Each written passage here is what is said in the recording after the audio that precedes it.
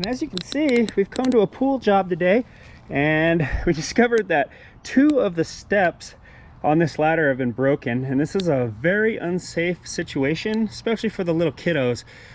This is in the shallow end, and without those steps it would be pretty tough for a little guy to get out. So we're going to go ahead and replace these ladder steps. Upon replacing these ladder steps, you're definitely going to have to get the right size. They have so many different makes and models. The easiest way is just to take a tape measure and go ahead and just lay it flat on the steps, running it bar to bar on the ladder rail. And as you can see, this one is an 18-inch step. So now we know that our steps between our 2 ladder rails are 18 inches. We can go ahead and order some new ones. We went down to the local pool store, and I did find a set of 3 steps that were 18 inches that'll fit this actual ladder. And that's kind of it. If you're looking to order some, I'll have a few different sets in my description box, so there's easy links to find them on Amazon. But with these, I like to replace all 3 at a time. You can go ahead and just buy one at a time and just repair the one that broke.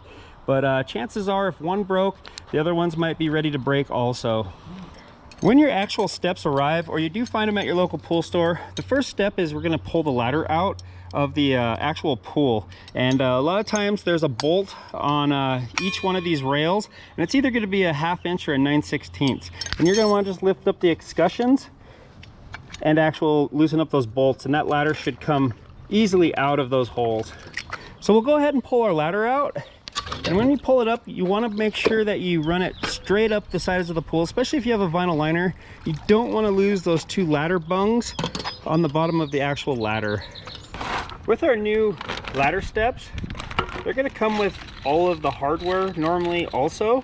So all you're going to need is a set of wrenches or a deep socket to actually install these steps. I always like to start by adding my new step to the one that's broke. I always like to leave at least one step in line. It's going to hold these bars together, and it's going to make it a lot easier to actually install the new steps. So we'll always leave at least one of the old existing to actually hold these 2 bars apart to keep them evenly spaced. So with a 14mm socket, that's what's fitting these actual bolts that were on these existing steps. We're going to go ahead and take off the bolts going to this broken step. And as you can see, this one completely broke off, so we didn't really have to do much with that. It looks like somebody had already taken off these actual bolts, so somebody didn't actually catch their foot on them and cut themselves. So I would imagine this one broke a few days ago, and this one was probably over the weekend here. So we'll go ahead and take those out. Sometimes you got to give them a little tap to get them to come out, but they do come out. So with our new ladder step, we'll go ahead and get it in line where it needs to go, and we'll go ahead and feed our new bolts through that came with the actual steps.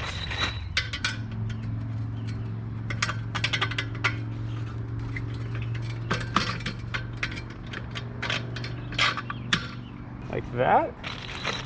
And then it looks like they just came with some locking nuts that we'll just hand tighten real quick. When hand tightening these nuts onto these bolts, you want to leave a little bit of slack on them, so that way that step still moves like this. And the reason why we're doing that is because sometimes these center steps are a real bugger to get into place if you tighten these down. So that's kind of it. It's like a perfect fit, so we want to have a little bit of looseness on this bottom step, so that way we can get the center one into place where it needs to be. If I was to wrench these bolts down, this thing would be so tight I wouldn't never be able to actually maneuver this middle step and get it into place. So with those loose, it makes it a lot easier to do that.